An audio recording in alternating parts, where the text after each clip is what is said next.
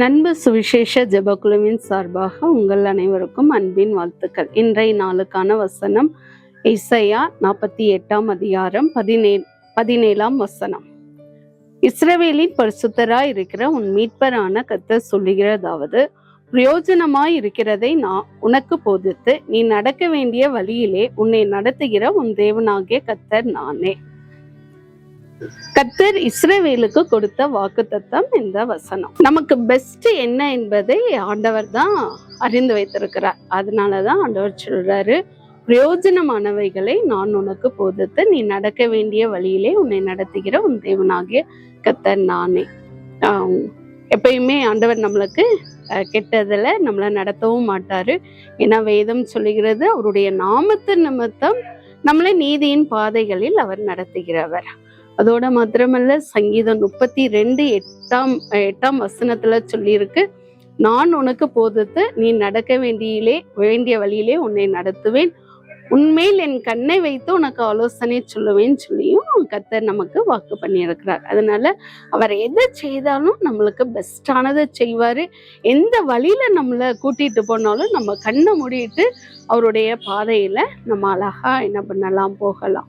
ஒரு தம்பி வேலைக்காக அவன் தேடிட்டு இருக்கிறாப்புல, நல்லா படிச்ச ஒரு தம்பி. அந்த தம்பி வேலைக்காக அவர் தேடிட்டு இருக்கிறப்ப நிறைய ரொம்ப ஆண்டவருடைய சமூகத்துல அவர் காத்திருந்து, சுவாமி எனக்கு ஒரு வேலை தாங்கன்னு சொல்லி அவர் கேட்டுட்டு இருக்கிறார்.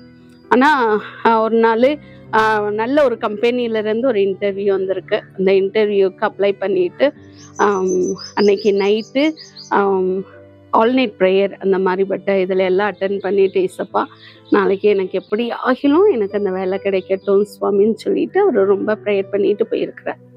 நான் போன அந்த தம்பிக்கு அடுத்த நாள் அந்த வேலை கிடைக்கல. அவனுக்கு அது ரொம்ப சோர்வு உண்டாக்குது. எத்தனை நாள் நான் காத்திருந்தேன் சுவாமி, எவ்வளோ நான் ஜெபம் பண்ணேன், ஆனால் எனக்கு இது கிடைக்கலையே அப்படின்னு சொல்லிட்டு அவனுக்குள்ள ஒரு கவலை. அப்போ அவன் மனதின் ஓரத்துல ஒரு சத்தம், பத்தியா இந்த ஆண்டவர் உன்னை நேசிச்சிருந்தாருன்னா உனக்கு நீ இவ்வளோ ஜெபம் பண்ணியே உனக்கு தந்திருப்பாருல்ல, இப்ப உனக்கு அவருக்கு உன் மேல அக்கறை இல்லை, அன்பு இல்லைன்னு சொல்ற ஒரு எண்ணம்.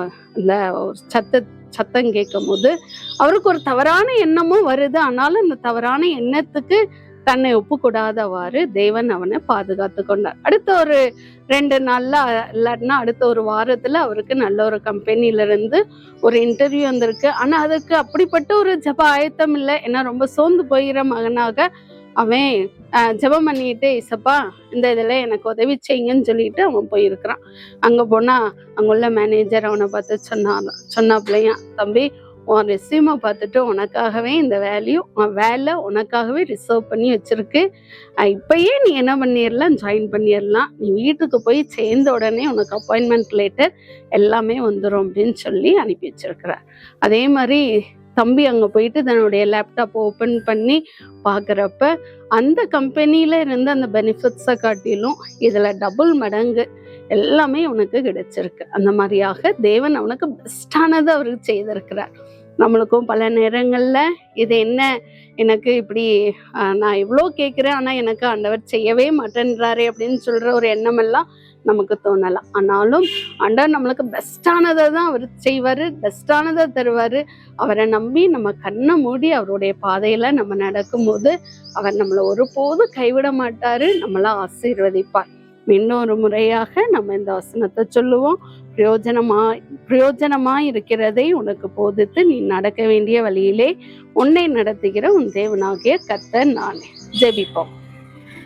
அன்பும் இரக்கமுள்ள எங்கள் தேவனாகிய கர்த்தாவே, இந்த அருமையான வேலைக்காக உமக்கு நன்றி கர்த்தாவே. அப்பா நீர் அப்பா எங்கள் மீது அன்பு வைத்து எங்களுக்கு நன்மையானதை எங்களுக்கு போதித்து எங்களை நன்மையான வழியில நடத்துகிற எங்கள் தேவனாகிய கர்த்தர் என்பதை எங்களுடைய வாழ்வின் ஒவ்வொரு நிமிடமும் உணரத்தக்கதாக நீர் எங்களுக்கு உதவி செய்தல் வேணுமோன்னு சுபிக்கிறோம். இந்த வசனத்தை கேட்கிற ஒவ்வொருத்தருடைய மனசுலையும் ஒரு பெரிய நம்பிக்கையை தாங்க சுவாமி. எப்பயுமே நீங்க தப்பு பண்ண மாட்டீங்கன்ற ஒரு அஷூரன்ஸை நீங்க தந்து கர்த்தாவே நீர் ஒவ்வொருத்தரையும் அதிசயமாய் நடத்தி அல்ல வேணுமோன்னு சுபிக்கிறோம். ஏசு கிறிஸ்துவின் வல்லமை உள்ள நாமத்தினாலே ஜெபத்தை ஏறெடுக்கிறோம் பிதாவே, ஆமென்.